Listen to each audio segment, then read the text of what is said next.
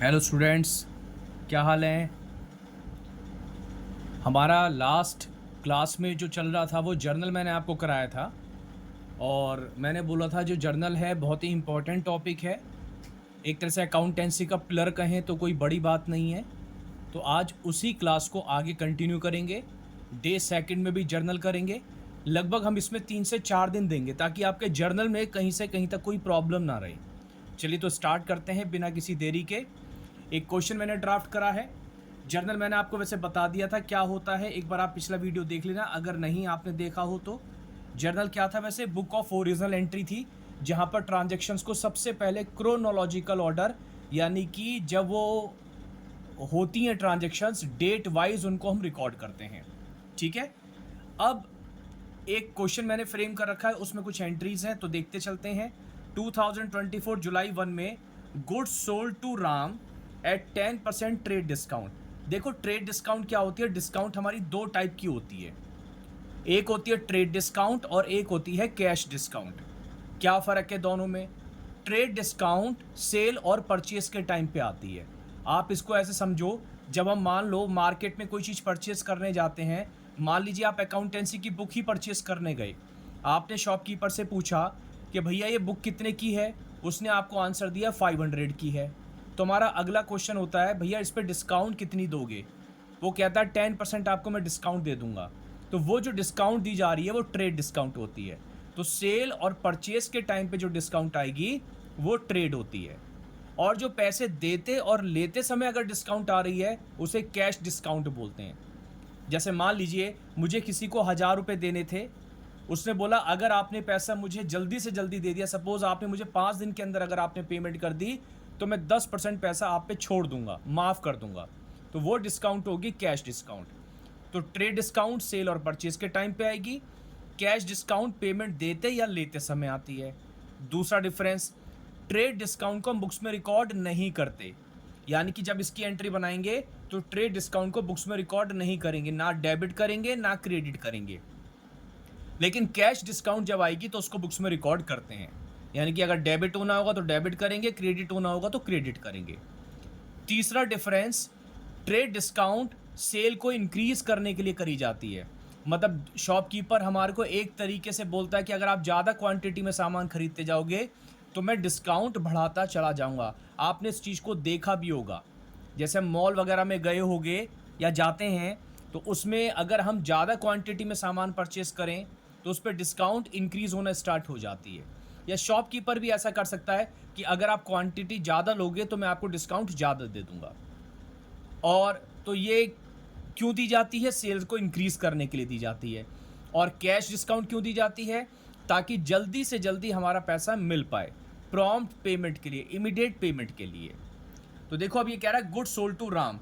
मैंने बताया था जितनी ट्रांजैक्शंस होती हैं उसमें दो अकाउंट आपको ढूंढने हैं, तो एक तो राम है और गुड सोल्ड कर रहे हैं यानी कि सेल्स है।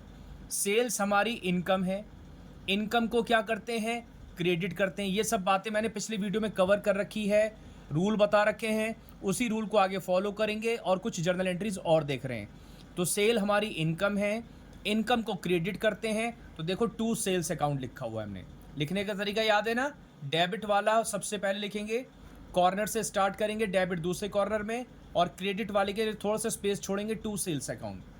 तो यहाँ पर सेल हो रही है, टू सेल्स अकाउंट, राम को सेल कर रहे हैं। तो राम हमारा डेटर है जिसको हम क्रेडिट पे सामान बेचते हैं, और डेटर को हम क्या करते हैं, डेबिट करते हैं। क्यों करते हैं, क्योंकि वो हमारी एसेट है। आज मैं आपको एक बात और बता देता हूँ, जितने भी पर्सनल अकाउंट होते हैं आप उसमें एक रूल और लगा सकते हो, उसे हम गोल्डन रूल के नाम से भी जानते हैं, debit the receiver credit the giver. मैंने पिछली क्लास में आपको मॉडर्न रूल तो बता ही रखा है, लेकिन अगर और आसान तरीके से करना चाहो, लगता है आपको वो थोड़ा सा प्रॉब्लम कर रहा है, तो शुरुआत में आप गोल्डन रूल भी लगा सकते हो, है ना। होता क्या है, कहीं कहीं पर गोल्डन रूल थोड़ा सा अप्लाई नहीं हो पाता, इसलिए मैंने उसको अवॉइड कर रहा था। लेकिन फिर भी अगर आप लगाना चाहते हैं तो ये भी आपके लिए काम काफ़ी हद तक करेगा। जब नहीं लग पा रहा होगा तो मॉडर्न रूल की तरफ आ जाएंगे, है कि नहीं। तो राम पर्सनल अकाउंट है, पर्सनल का रूल होता है debit the receiver, Ram receiver है इसलिए हम डेबिट कर रहे हैं। सेल हमारी इनकम है, credit all incomes and gains, जितनी भी इनकम्स और गेंस होती हैं उन्हें हम क्रेडिट करते हैं। क्लियर है। और अगर मॉडर्न रूल बोलूँ तो ये हमारा डेटर है, डेटर को डेबिट किया जाता है। डेबिट के सामने डेबिट वाले कॉलम में, क्रेडिट के सामने क्रेडिट वाले कॉलम में। अब आप चेक कर लो, 1 लाख का एमआरपी था, ये जो प्राइस है ये मैक्सिमम रिटेल प्राइस है, इस पर ट्रेड डिस्काउंट मिल गई 10% की, तो वैल्यू आ गई 90,000। सेकंड है गुड्स रिटर्न बाय राम। अभी अभी जो हमने राम को सेल करा था उसमें से हमारे पास 10,000 की एमआरपी वाला गुड्स वापस आ गए, तो वापस आ रहे हैं, यानी कि सेल्स रिटर्न।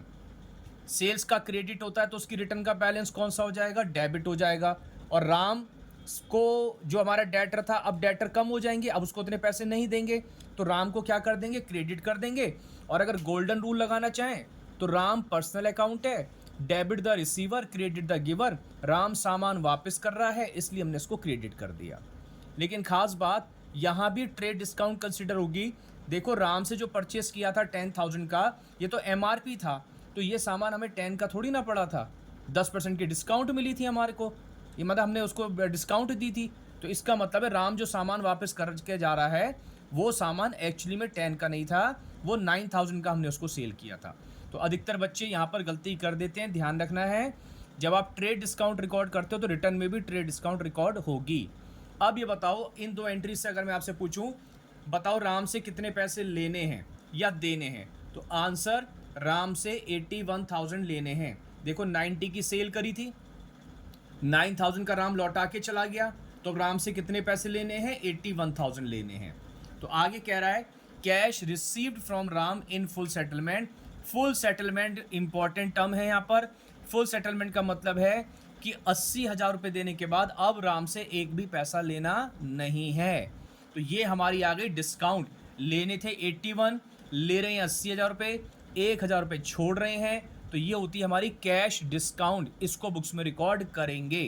तो अब की बार देखें क्या एंट्री पास होगी। इस बार हमारे पास पैसे आ रहे हैं, है ना, पैसे आ रहे हैं, पैसे आते हैं तो डेबिट, कैश अकाउंट डेबिट। और वैसे भी कैश एसेट है, एसेट को डेबिट करते हैं।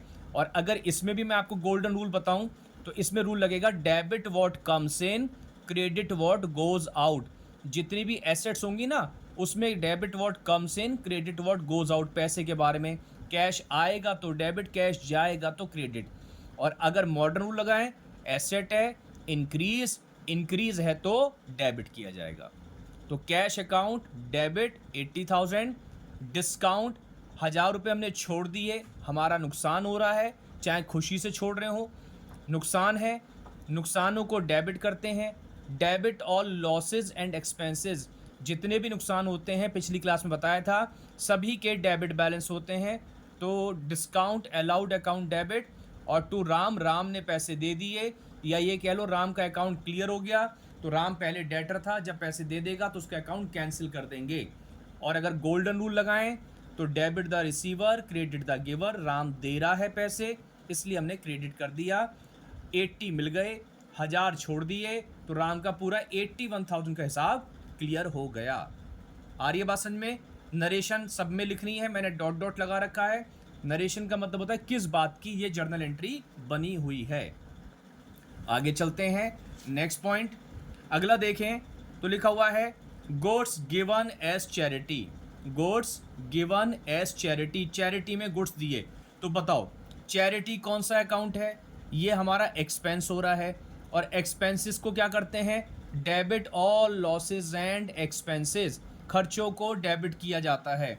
और गुड्स जा रहे हैं, अब देखो मैंने बताया था खरीदेंगे तो परचेज, बेचेंगे तो सेल्स, और रिटर्न में तो परचेज रिटर्न सेल्स रिटर्न है ही। लेकिन यहाँ पर गुड्स आप चैरिटी में दे रहे हो। अब सोच के देखो, आपने गुड्स खरीद के रखे, यानी कि परचेज कर रहे हो आप, है ना, सामान खरीद के शॉप में रख रहे हो, और उसी में से कुछ गुड्स आपने फ्री में दे दिए, आपके पास से फ्री में गुड्स चले गए, तो आपने जो सामान खरीद के रखा था वो कम हो गया, शॉप में खरीदा हुआ सामान कम हो गया, तो परचेज का डेबिट बैलेंस होता है। परचेज कम हो गई यानी कि सामान कम हो गया, तो परचेज हमारी क्रेडिट हो जाएगी।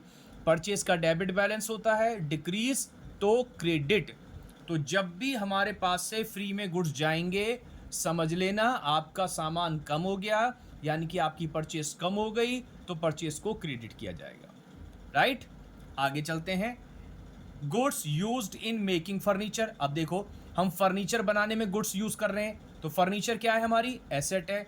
एसेट का बैलेंस कौन सा होता है? डेबिट होता है। ये सारी बातें पहले बता चुका हूँ, ये ध्यान रखना। रूल अच्छे से टिप्स पे कर लो, जिनके मैंने बताया था 3 के डेबिट और 3 के क्रेडिट होते हैं।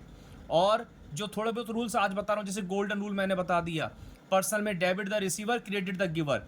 कहीं फंसो तो इस वाले रूल से भी काम चल जाएगा। तो आगे चल रहे हैं। फर्नीचर हमारी एसेट है, एसेट का डेबिट बैलेंस होता है, तो फर्नीचर अकाउंट डेबिट। और गुड्स यूज कर रहे हैं, अब बताओ गुड्स फ्री में ही तो यूज हो रहे हैं, मतलब आपने सामान खरीद कर रखा और उस सामान को आप फर्नीचर बनाने में यूज कर रहे हो, तो आपके पास से तो फ्री में चला गया ना सामान, बिका थोड़ी ना है। जब भी फ्री में सामान जाएगा तो आप क्या लिखोगे? परचेजेस अकाउंट को क्रेडिट करोगे। तो यहां पर देखो, आप एंट्री बनी हुई है, furniture account debit to purchases account, debit के सामने डेबिट वाले कॉलम में, क्रेडिट के सामने क्रेडिट वाले कॉलम में। और आपको कॉलम्स वगैरह सब याद है ना, कैसे थे कॉलम, कैसे बनाते थे? ये थे हमारे 5 कॉलम थे ना, ऊपर हेडिंग आती थी जर्नल, डेट, पर्टिकुलर, सेलेफ, डेबिट अमाउंट, क्रेडिट अमाउंट। ये सब बातें बता दी, इसलिए मैं उन पर ज़्यादा डिस्कस नहीं कर रहा हूँ। मेरा फोकस आज केवल जर्नल एंट्रीज पर है बस। प्रेजेंटेशन वगैरह सब मैं आपको बता चुका था। आगे चलते हैं। अब इसमें जो लिखा हुआ है गुड्स यूज हमने करे थे, इसमें 2 प्राइस लिखे हैं, कॉस्ट और सेल प्राइस। देखो सेल प्राइस से तो कोई मतलब है नहीं, जितने का खरीदा था वो खरीद आपकी कम हो गई है, तो यहाँ पर कॉस्ट प्राइस से एंट्री पास हो गई। आगे, wages paid on installation of machinery, machinery को इंस्टॉल कराने में वेजेस दी। अब एक बात बताओ, आप एक कंप्यूटर खरीद के लाए शॉप से 50,000 का, लाने में आपने 2,000 रुपये खर्च कर दिए और आपने उसमें कुछ और सॉफ्टवेयर वगैरह डलवा दिए, कुछ और चीज़ें डलवा दी जो आपको चाहिए थी, तो उस टेक्निकल पर्सन को आपने 5,000 रुपये और पे करे। 50,000 का कंप्यूटर, 2,000 लाने में खर्च और 5,000 रुपये टेक्निकल पर्सन को दिए। अब आपका अगर दोस्त आपसे पूछे भैया ये कंप्यूटर कितने का पड़ा, बहुत अच्छा कंप्यूटर है, तो आप उसे क्या आंसर दोगे? तो मेरे को लगता है आप में से अधिकतर का आंसर होगा कि आप कंप्यूटर से 57,000 का बचा बताओगे। जब भी हम कोई एसेट या कोई नई चीज़ खरीद के लाते हैं तो उसमें जितना भी खर्चा कर देते हैं उसको जोड़ के ही, उसको ऐड करके ही सामने वाले को बताया जाता है। अगर आपका आंसर यही है तो यही हमारा अकाउंट्स का प्रिंसिपल भी है कि एसेट्स को खरीदते समय या बनाते समय जो भी खर्चा करेंगे उसे हम एसेट के नाम से डेबिट करेंगे, ना कि खर्चों के नाम से। और एक एग्जांपल से समझो, अगर मान लीजिए बिल्डिंग बन रही है, आपका मकान बन रहा है, उसमें मटेरियल भी लग रहा है, लेबर भी लग रही है और भी तमाम खर्चे हो रहे हैं, तो जब मकान बन के तैयार होता है तो आप क्या करते हो? मकान की तो कॉस्ट बताते हो, ये थोड़ी ना कहते हो कि मटेरियल इतना लगा, लेबर इतनी लगी, वो सारे खर्चे उसमें ऐड कर कुरा के बताते हो। तो यही प्रिंसिपल है, एसेट्स को खरीदते समय या बनाते समय कोई भी खर्चा करोगे वो आप एसेट के नाम से लिखोगे, ना कि खर्चों के नाम से। तो यहाँ पर हमने मशीनरी को इंस्टॉल कराने में, इंस्टॉल कब होती है? जब मशीनरी खरीदी जाती है। तो मशीनरी को इंस्टॉल करवाने में बड़ी बड़ी मशीनें होती हैं, तो आपने उसको लगवाया, लेबर लगी होगी इसमें, तो उस लेबर को पेमेंट करी है। तो ध्यान रखना, खरीदते समय वेजेस पे करी जा रही है तो वेजेस के नाम से नहीं आएगा, किसके नाम से आएगा? मशीनरी के नाम से आएगा। गलती आप लोग कर सकते हो, वेजेस लिख सकते हो, लेकिन रूल याद रखना है, खरीदते समय का खर्चा है तो मशीनरी को डेबिट करोगे। मशीनरी हमारी एसेट है, एसेट को डेबिट करते हैं, तो देखो मशीनरी अकाउंट डेबिट दूसरे कॉर्नर में, और पैसे जा रहे हैं, पैसे आते हैं तो डेबिट, पैसे जाते हैं तो credit. Debit what comes in, credit what goes out. पैसे हमारे पास से चले गए तो टू कैश अकाउंट। क्रेडिट के लिए ध्यान रखना है, टू लगाना है, टू कैश अकाउंट, क्रेडिट वगैरह नहीं लिखना होता है। टू का मतलब ही कैश, वो टू का मतलब ही क्रेडिट होता है। नेक्स्ट देखते हैं, income tax paid by cheque, income tax. अब एक बात और, इनकम टैक्स और एक life insurance premium, income tax और लाइफ इंश्योरेंस प्रीमियम, ये दो नाम या दो खर्चे कभी भी दिखाई दे जाएं तो ये सोल प्रॉपराइटर का, बिजनेसमैन का पर्सनल खर्चा माना जाता है, कि उसका अपना पर्सनल मानते हैं, बिजनेस का नहीं मानते हैं। अब जब पर्सनल मानते हैं, पर्सनल खर्चों को ड्राइंग्स बोला जाता है, तो इसलिए से हम ड्राइंग्स के नाम से डेबिट करेंगे। ड्राइंग्स का डेबिट बैलेंस होता है, ड्राइंग्स अकाउंट डेबिट। चेक से पेमेंट कर रहे हैं, चेक से पेमेंट करेंगे तो हमारे अकाउंट में से पैसे कम हो जाएंगे, हमारी एसेट कम हो जाएगी। भाई बैंक में जो पैसे हैं वो हमारी एसेट ही तो है, एसेट हमारी कम हो जाएगी, और जब एसेट कम होती है तो एसेट को क्रेडिट किया जाता है। ठीक है, तो drawings account debit to bank account. Next है हमारा इंटरेस्ट ऑन कैपिटल, नेक्स्ट है इंटरेस्ट ऑन कैपिटल 1500। अब देखो इंटरेस्ट ऑन कैपिटल कौन देता है? बिजनेसमैन ने बिजनेस में जो पैसे लगाए उसे कैपिटल बोलेंगे। मान लो आप लोग बिजनेसमैन, मैं आपका बिजनेस, आपने जो पैसे लगाए वो कैपिटल बिजनेस में। अब उस कैपिटल पे मैं यानी कि बिजनेस आप लोगों को इंटरेस्ट देगा, तो बिजनेस देता है, बिजनेसमैन को मिलता है। किसके लिए इनकम, किसके लिए एक्सपेंस? मेरे लिए यानी कि बिजनेस के लिए एक्सपेंस, बिजनेसमैन की इनकम। लेकिन सोचना किसके नज़रिए से है? बिजनेस के नज़रिए से सोचना होता है। मैंने बताया था एक कॉन्सेप्ट होता है बिजनेस एंटिटी कॉन्सेप्ट, जिसमें बिजनेस और बिजनेसमैन दोनों को अलग अलग माना जाता है। बिजनेस अलग, बिजनेसमैन अलग। तो हम बिजनेस के पॉइंट ऑफ व्यू से जब बोलेंगे तो ये बिजनेस के लिए एक्सपेंस है, और एक्सपेंस को क्या करते हैं? एक्सपेंस को डेबिट किया जाता है। एक्सपेंस को क्या करते हैं? एक्सपेंस को डेबिट करते हैं।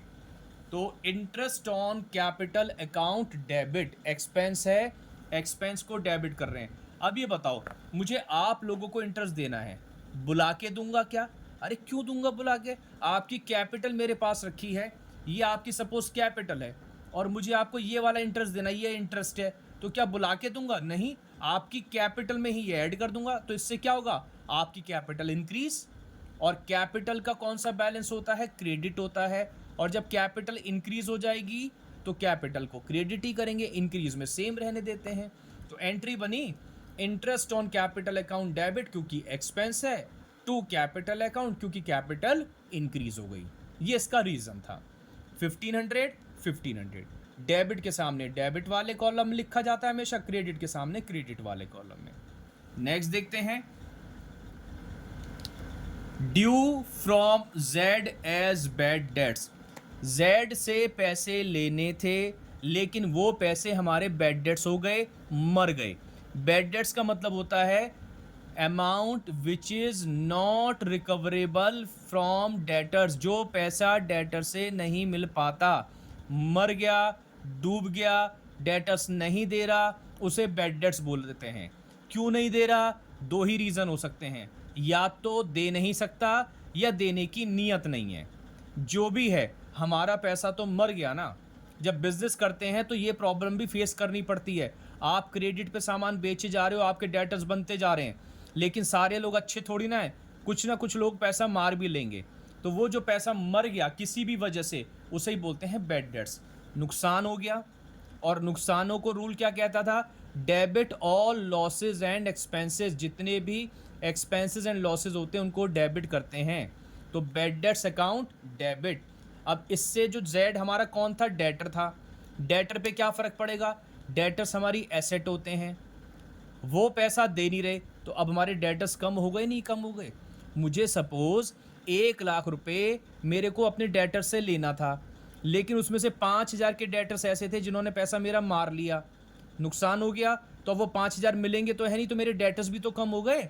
अब मेरे डेटर्स मार्केट में 1,00,000 नहीं है बल्कि 95 रह जाएंगे। तो बैड डेट से हमारे डेटर्स डिक्रीज हो जाते हैं, यानी कि एसेट हमारी कम हो जाती है। डेटर्स हमारी एसेट है ना, और जब एसेट कम होती है तो एसेट को क्रेडिट किया जाता है टू जेड।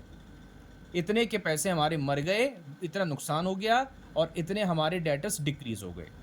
नेक्स्ट देखते हैं, bad debts recovered from Y. अब देखो ये क्या था, जैसे अभी अभी जेड ने पैसा मारा ना हमारा, ऐसी कभी पहले वाई ने भी पैसा मारा होगा, किसी वजह से पैसे नहीं दिए होंगे, लेकिन वाई की नीयत साफ थी। एग्जाम्पल से समझा लेता हूँ। मान लीजिए आज से 5 साल पहले, ऐसे लिए मैंने ये वाली अमाउंट, मतलब ये जो ईयर लिए हैं, आज से 5 साल पहले हमें वाई से पैसे लेने थे, वाई से पैसे मांग मांग के थक गए, वाई पैसे नहीं दे पा रहा था, हमें पता पड़ा वाई के हालात ही नहीं है कि वाई पैसे दे पाएगा, तो हमने एक एंट्री बना दी। 5 साल पहले की बात बता रहा हूँ, bad debts account debit to Y. जैसे अभी बनाई हमने bad debts account debit to Z, हमने उम्मीद छोड़ दी, तो हमने नुकसान मान लिया होगा और वाई को क्रेडिट कर दिया होगा कि भाई वाई तो पैसे देगा नहीं, हमने डेटर्स ख़त्म कर दिए, काट दिया वाई का नाम अपनी बुक से। अचानक 5 साल बाद वाई आता है हमारे दरवाजे पे, बैल बजाता है, और हमने जैसी दरवाज़ा खोला, हमने कहा कौन? उसने बोला मैं वाई। सर मुझे आपके पैसे देने थे 5 साल पहले, मुझे आपके पैसे देने थे। कितने रुपए देने थे? 700 रुपये देने थे। आज मैं वो पैसे देने आया हूँ, आप बताओ हम क्या कहेंगे? जा भाई जा, चला जा, हम तो तेरा अकाउंट राइट ऑफ कर चुके हैं, अपनी बुक में से तेरा नाम काट चुके हैं, अब हमें इन पैसों की नीड नहीं है। या फिर चुपचाप जेब में 700 रुपये रख लोगे? आप सब जानते हो चुपचाप वो 700 रुपये रख लेंगे। यानी कि जो बैड डेट्स रिकवर्ड है ना, ये हमारी अनएक्सपेक्टेड इनकम है, जो सपने में भी नहीं सोची थी, ये वो इनकम है। तो पैसे आ रहे हैं, पैसे आते हैं तो डेबिट, पैसे जाते हैं तो बोलो क्रेडिट। तो cash account debit, asset increase हो रही है। अगर वही मॉडर्न रूल लगाएं तो पैसे आ रहे हैं डेबिट, एसेट इंक्रीज हो रही है डेबिट, और डूबा हुआ पैसा वापस मिल रहा है। मैंने बोला अनएक्सपेक्टेड इनकम है। इनकम को क्या करते हैं? Credit all incomes and gains. तो cash account debit to bad debts recovered account. ठीक है, आगे चलते हैं। Next, Kamal became insolvent. Kamal became insolvent and final dividend received 1/3 of his dues 21,000। पहले मतलब समझ लेते हैं। कमल जो है इंसॉल्वेंट हो गया। इंसॉल्वेंट का मतलब है वो दिवालिया हो गया, उसका दिवाला निकल गया, वो बर्बाद हो गया, उसके हालात बहुत ख़राब हो गए, उसकी लाइबिलिटीज़ बहुत ज़्यादा हो गई, उसके पास इतने पैसे नहीं हैं। ये सारी बातें इंसॉल्वेंट की तरफ इशारा कर रही हैं। तो insolvent, a person who is unable to pay his debts, जो अपने डेट्स को पे करने में असमर्थ है, नहीं पे कर सकता, उससे हम लोग क्या बोलते हैं? इंसॉल्वेंट बोलते हैं। तो कमल हमारा डेटर था, वो भी इंसॉल्वेंट हो गया, मतलब उसके हालात नहीं है कि वो अपने सारे ड्यूज दे पाएगा। तो क्या हुआ? उसके जो फाइनल डिविडेंड, यानी कि उसने जो पेमेंट करी हमारे को, 1/3 ही कर पाया, और बाकी पैसा वो दे ही नहीं सकता। तो जितने पैसे हमें कमल से लेने थे, उससे हमें 1/3 मिले। कभी कभार यहाँ पर लिखा होता है 10 पैसे इन अ रुपी मिले, तो उसका मतलब 10% होता है, मतलब 10% मिल गया। कभी लिखा होता है 30 पैसे इन अ रुपी मिले, पैसे इन अ रुपी का मतलब परसेंटेज होता है। तो खैर मैंने फ्रैक्शन में दे दिया है। वो कह रहे हैं जितना कमल से लेना था 21,000 लेने थे, 1/3 मिल गया, तो 21 का 1/3 अगर हम करें 7,000 रुपये आता है। 7,000 मिल गए, पैसे आ गए। बोलो पैसे आते हैं तो डेबिट, तो पैसे आते हैं तो डेबिट। तो यहाँ पर एंट्री में देखो बैंक अकाउंट डेबिट। अच्छा, मैंने यहाँ पर बैंक लिखा है, मैंने मान लिया है कि चेक से मिल रहा है, लेकिन लिखा तो है नहीं चेक, तो प्लीज़ आप यहाँ पर क्या कर दो? कैश कर देना। ठीक है, भूल चूक लेनी देनी। तो यहाँ पर हमने क्या करा? कमल से पैसे मिल रहे थे तो कैश अकाउंट डेबिट, पैसे आते हैं तो डेबिट, और अगर चेक दे रहा होता कमल तो बैंक लिख देते। तो कैश अकाउंट डेबिट 7,000, बाकी क्या लगता है 14,000 मिलेंगे? नहीं मिलेंगे, पैसा मर गया, पैसा डूब गया है। और जो पैसा डूबता है, अभी ऊपर हमने डिस्कस कर लिया, उसे क्या बोलते हैं? Bad dates. और बैड डेट्स हमारा लॉस है, लॉस को डेबिट किया जाता है। और कमल जो हमारा डेटर बना था, अब उसका हिसाब क्लियर हो गया, इतने पैसे मिल गए, बाकी पैसे मर गए, कमल का अकाउंट क्लियर हो गया, कमल का अकाउंट बंद कर दो। कमल डेटर था, अब वो डेटर हमारी ख़त्म हो गए। एसेट है, एसेट ख़त्म हो गई, इसलिए क्रेडिट कर दिया। और गोल्डन रूल लगवाऊं तो debit the receiver, credit the giver. Kamal ने पैसे दिए, इसलिए कमल को क्रेडिट कर दिया। तो आई होप आज की क्लास में आपको ये जो एंट्रीज हैं ये अच्छे से समझ में आई होंगी। एक बार चाहो तो आप दोबारा से इसको प्ले करके देख लेना, और अगर समझ में आया हो तो प्लीज़ लाइक करने में कंजूसी मत करा करो। आपके लाइक से थोड़ा सा मोटिवेशन मिलता है। शेयर करो अपने दोस्तों को, अगर लग रहा है ये वीडियो उनके लिए यूज़फुल हो सकती है। और नए हो तो चैनल को सब्सक्राइब कर दीजिएगा। चलिए मिलते हैं नेक्स्ट वीडियो में और कुछ जर्नल एंट्रीज़ के साथ। Thank you.